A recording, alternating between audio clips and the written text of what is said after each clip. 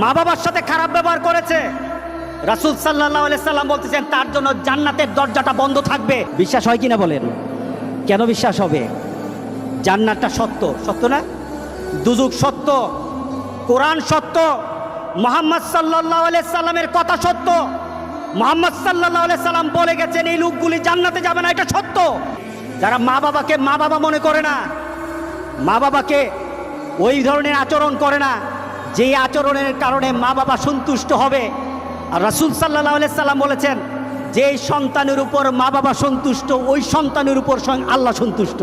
যেই সন্তানের উপর মা বাবা অসন্তুষ্ট, রাসূল সাল্লাল্লাহু আলাইহি সাল্লাম বলতেছেন ওই সন্তানের উপর স্বয়ং আল্লাহ অসন্তুষ্ট হয়ে থাকেন।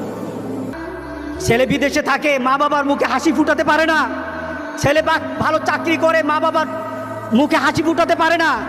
ছেলের ঘরে ভালো রান্না থাকে, মা বাবা সন্তুষ্ট হতে পারে না।